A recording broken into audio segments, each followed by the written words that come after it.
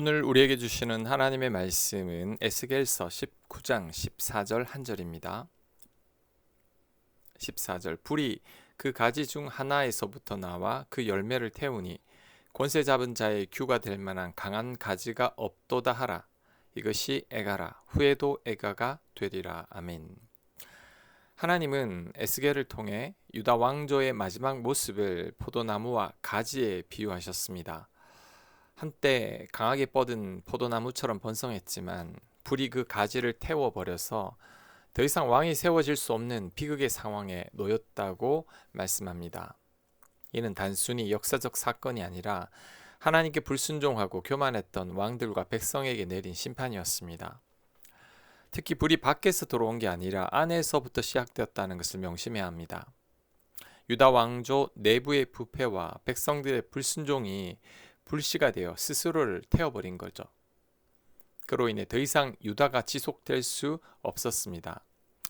강한 가지, 즉 지도자조차 세워질 수 없는 애가의 상황이 된 거죠. 이 구절이 우리에게 주는 교훈이 뭘까요? 내 안에서 원인을 먼저 찾아야 한다는 것입니다. 사람들은 문제가 생기면 쉽게 남 탓을 합니다.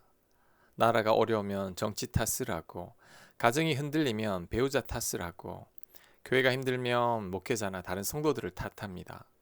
그러나 성경은 언제나 원인을 내 안에서 먼저 찾으라고 말씀하고 있습니다. 예수님께서 말씀하셨습니다. 마태복음 7장 3절입니다. 어찌하여 형제의 눈 속에 있는 티는 보고 네 눈 속에 있는 들보는 깨닫지 못하느냐. 문제의 근원은 언제나 나 자신에게 있다는 겁니다. 그것을 깨닫지 못하고 남의 잘못만 들추게 되면 공동체는 더욱 무너지게 되고 문제의 불씨는 꺼지지 않습니다. 유다가 멸망한 것은 결국 이런 이유 때문이죠. 하나님께서 예레미야를 통해 이렇게 경고하셨습니다. 예레미야 7장 3절입니다. 너희 길과 행위를 바르게 하라. 그리하면 내가 너희로 이곳에 살게 하리라. 아멘. 하나님은 유다 백성들에게 길과 행위를 바르게 하라고 하셨습니다. 그리하면 심판을 면할 수 있다고 하셨습니다. 포로로 끌려가지 않아도 된다고 하셨습니다. 하지만 유다의 지도자들과 백성들은 자신들의 허물을 깨닫지 못했습니다. 결국 그로 인해 멸망하고 만 거죠. 남 탓하기보다 내 안에서 문제의 원인을 발견하고 회개할 때 하나님께서 새 길을 열어주십니다. 유다처럼 심판의 불이 외부가 아닌 내부에서 시작되었음을 우리들은 명심해야 합니다. 외부에 적이 있는 게 아니라 내 안에 적이 있습니다. 이것을 우리 삶의 전반에도 동일하게 적용할 수 있습니다. 우리가 실패했을 때, 병에 걸렸을 때, 재정적인 어려움을 겪을 때, 인간관계가 힘들 때, 원하는 대로 되지 않을 때 우리들은 환경과 사람들을 원망합니다. 내 잘못이라고는 생각조차 하지 않으려고 하죠. 하지만 이때 하나님은 먼저 내 마음을 돌아보러 가십니다. 내 잘못과 허물부터 찾아보는 거죠. 내 안에 지나친 욕심, 이기적인 마음, 시기하고 질투하는 마음, 참지 못하는 성급함, 미움과 교만 같은 것들이 없었는지를 잘 성찰해 보는 겁니다.